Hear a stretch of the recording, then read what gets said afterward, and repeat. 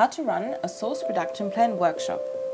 So now you've been collecting data during your beach cleanup events, how can this be used to improve the health of your beach in the long term? Source reduction plans are the process of taking local data, identifying what is coming from local sources, and then bringing together a group of relevant partners to create a strategy that would stop the items from being released into the environment in the first place. By continuing to do beach cleanup events and data collection into the future, you have a way to measure the success of your plan. If you're not seeing an improvement on the beach, you may need to adjust your plan. This video will walk you through how to create a source reduction plan for your own community using data collected from local beaches. Through Tangaroa Blue, we are trying to find the source of that problem. That's really important. So all of the data that we're collecting when we're on the beaches is going to be used to make an actual difference at the source. I don't think that there's much excuse for ignorance anymore. So people have become so much more aware of the impact of plastic in the ocean in particular. Seeing rubbish on the beach just, I don't know, it just tears at my heart. You know, like it shouldn't be there. I don't understand how people can walk past it. I can't walk on a beach if there's rubbish without picking it up. But it comes down to individuals' choices.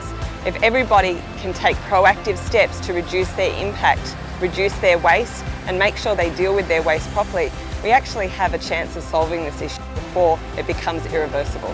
And why has it become an accepted part of our culture that there is rubbish everywhere? I think we need to look at that. And the most important thing is that communities from very, very local levels now all the way up to federal government agencies have now all started to implement plans that actually stop marine debris at the source before it becomes pollution in the first place. Why doesn't everyone respect our coastline? Why do people come here? It's beautiful. We need to change. We need to change those values. And we just need to change, I guess, what people have access to in regards to what they're buying and how they buy it. Planning your source reduction plan workshop. Develop an understanding of the locality or area you want to tackle, including its geographical layout and human activities. Invite a broad range of interested and relevant stakeholders, including those involved in the release of the item into the environment. Everyone needs to be a partner in this. No finger pointing. Make sure the audience is informed of the purpose of the workshop and that it will be hands-on. Prepare a PowerPoint presentation relevant to your area. Include an overview of the workshop agenda. Obtain data and graphs from the Australian Marine Debris Initiative database from local beach or river cleanup events that go back at least 6 months. Organise a facilitator that can guide the group through the process of creating a source reduction plan. What you need on the day: your PowerPoint presentation, a source reduction plan template, a venue, projector, computer, screen, whiteboard and markers, and of course coffee and chocolate. Facilitating the workshop interaction. Establish the agenda and purpose of the workshop up front. Encourage idea flow. If splitting into groups, base this on common interest in a particular item or particular locality. Allow experimentation, ideas which may seem unusual to normal thinking. And avoid them and us attitudes. And here's another tip. Guide your participants towards an interactive and constructive approach. Selecting a site. Select a beach or riverside for which you would like to make a source reduction plan. Things to consider. Do you have any evidence, such as data, photos, or local knowledge on what is being found at this site? Does the site have local community significance to help you get buy-in for your plan? How will the community benefit by reducing this item from entering the environment? Why is it important for the debris or litter at this site to be reduced? Does it have environmental, amenity, aesthetic, or conservation values? The answer to these questions can help you get support from your community or partners. Selecting an item or group of items. Select an item or group of items that you would like to prevent from ending up on your beach or river. Try to be as specific as you can. You will find it easier to target something coming from a local source rather than from overseas. For example, plastic drink bottles, plastic shopping bags, recreational fishing gear, straws or coffee cups, cigarette butts, plastic resin pellets, and so on. Here's another tip. Encourage a practical and achievable selection of items. Collecting evidence. Collect evidence to highlight the amount of your chosen item at your site. This could be photos, data, or local knowledge. Use the AMDI database. You can also check the Australian Marine Debris Initiative database for your beach or river cleanup data that may have been collected from your site. To access the Australian Marine Debris Initiative database, click on www.tangaroablue.org/database. Read and agree to the Data Use Agreement at the bottom of the page and the database page will open.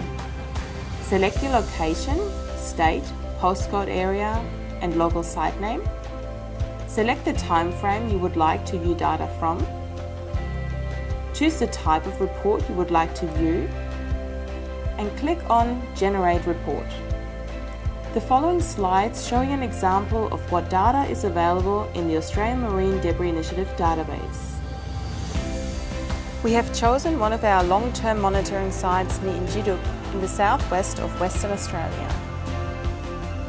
The reports you can view are based on date and location and include table of cleanups, top 10 items, table and graph of material types, comparing two time periods at one site, comparing two different sites, a graph showing the sea source index, and a map of the location of the site. How does your item end up at your site? Once you have selected your item or group of items that you would like to target, you need to have an understanding of how it is ending up at your site. Again, try and be as specific as you can. If you don't know the answer to this question, try and engage other stakeholders that might be able to help. Items can enter the environment through being left as litter, blowing out of a bin, entering a stormwater drain in town and flushing out, ocean currents bringing the item in from a shipping channel, or items are being released into the air at a ceremony. There are two broad types of litter release into the environment. Deliberate release, which is the easily observed or traced loss of debris into the environment resulting from things such as poor infrastructure, poor management of facilities, dumping, and so on. Or accidental loss, which is the constant micro loss of debris into the environment from all sorts of activities around the community, resulting from constant accidental or spontaneous actions by large numbers of people. Items can originate from the land, such as litter from the streets, items coming up through storm drains, sewage system, carried by the wind, beach visitors, runoff from factories, or dumping. Items can also be washed up from the sea, such as from recreational boats, fisheries and cargo ships, and washed up from other countries. Try to answer the 5 W questions to fully understand your item and how you can then reduce the problem. What needs to change? When you understand how an item is ending up in the environment, then you need to identify what needs to change to stop that from occurring. Your answers to the W questions will help you with this. You may need some good reasons to convince the community that action is necessary. These can be wildlife and habitat protection. Does your site have conservation value for endangered species?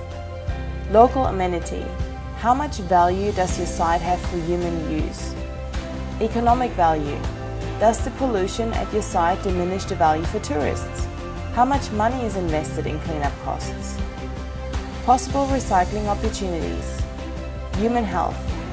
Does your item risk human health and safety? Make sure your participants understand the benefits for the community. Choosing your source reduction plan partners. When you have a plan on how to prevent your selected items from ending up in the environment, you'll need to identify all the partners that need to be involved and what you would like them to do. This partner list may include local government agencies or councils, other community groups, industry members, land managers such as those in charge of parks or reserves, waste management or community engagement, traditional owner groups, schools, and recreational or sporting groups. Strategies within your partnership. Aim to shift the centre of gravity. Within the general public of the community, the majority of people show acceptable habits. A small percentage is doing better than the average, and a small percentage is doing worse than the average. Your goal is to move the centre of gravity towards the good habits, so the number of people doing the right thing is increased. Tip: encourage your participants to think creatively and non-judgmentally about behaviour change and to engage the target group in a positive way. Find practical ways so everyone can be involved. Preaching to the already converted doesn't move the centre of gravity. Think of ways to engage the unengaged, new avenues and partners to spread your message. Tasks of your partners. What do you need your partners to do that will assist in the success of your source reduction plan?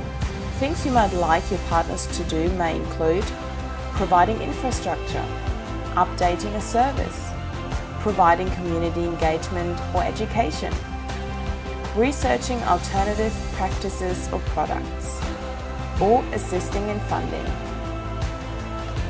Hurdles with your partners. What if they say no? It's not the end of the world.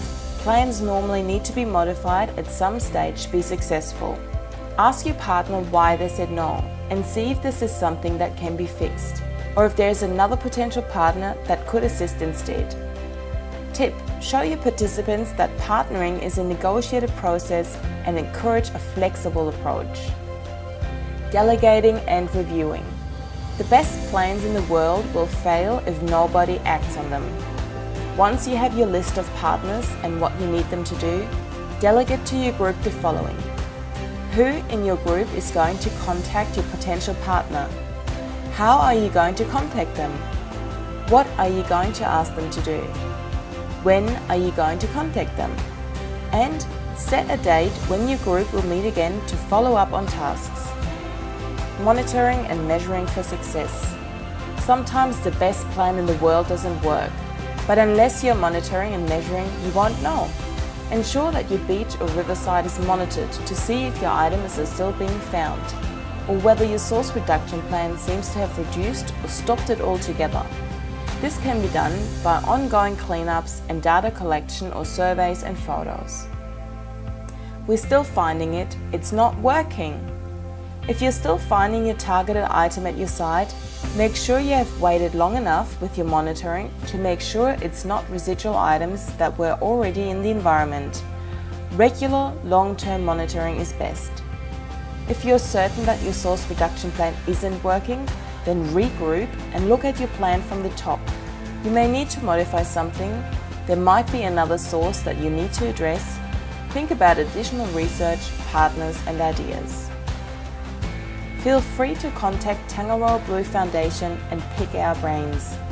We work with communities around the country.